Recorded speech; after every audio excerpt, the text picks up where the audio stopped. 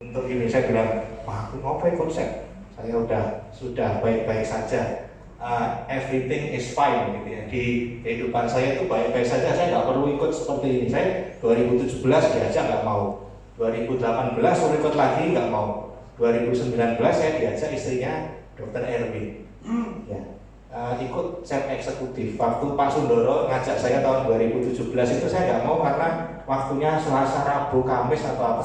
Saya umum, saya nggak bisa waktu dia prakteknya dia macam-macam banyak kendala. Terus kemudian 2019 saya diajak untuk bergabung di set eksekutif sama seperti yang Bapak Ibu nanti mungkin akan bergabung.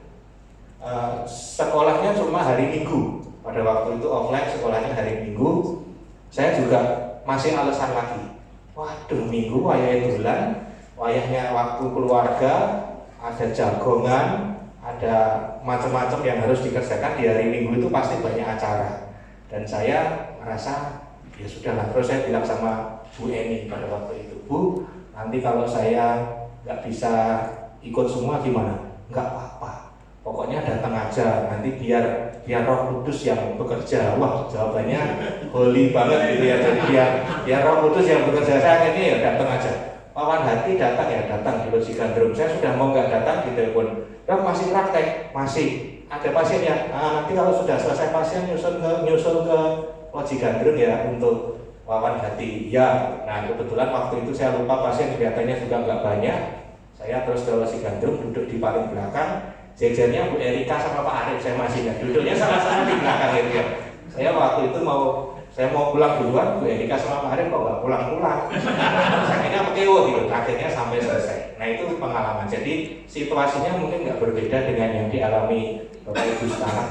Penuh keraguan-raguan, penuh kegalauan.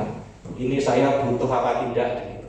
Nah singkat cerita, ikut kemudian menjalani. Pernah beberapa kali izin tidak masuk pengajaran karena memang pada waktu itu ada acara, tetapi selama pengajaran saya sangat menikmati. Jadi saya merasakan sukacita yang luar biasa.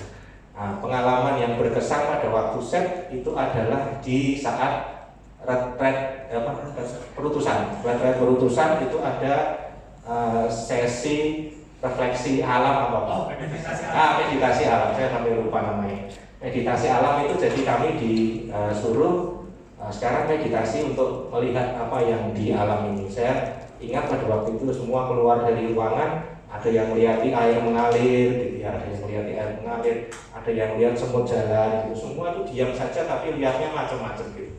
Saya muter-muter di Wisma Shalom Bandungan pada waktu itu.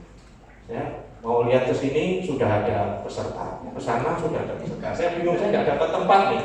Saya mau kemana ini, nggak ada tempat. Semua sudah lihat semut, lihat air mengalir, lihat balok-balok yang disusun. Pokoknya semua jadi kayak orang aneh-aneh pada waktu itu, Pak. Pada waktu sesi meditasi alam itu. Akhirnya saya keluar, Bapak Ibu. Saya keluar dari Wisma Shalom, saya keluar ke seberang. Di seberang itu ada satu pekarangan begitu ya. Ada satu pekarangan. Saya mau lihat masuk, saya lihat itu pintunya dikunci. Di pekarangan itu pintunya dikunci. Terus kemudian saya lihat di dalam itu ada tumbuhannya yang subur, terus kemudian ada potongan-potongan kayu yang disusun tidak beraturan, ada karung-karungan pupuk dan macam-macam. Tiba-tiba Bapak Ibu, saya bisa merefleksikan begini. Ya Tuhan, selama 40 tahun ini saya hidup, hati saya itu kayak gitu.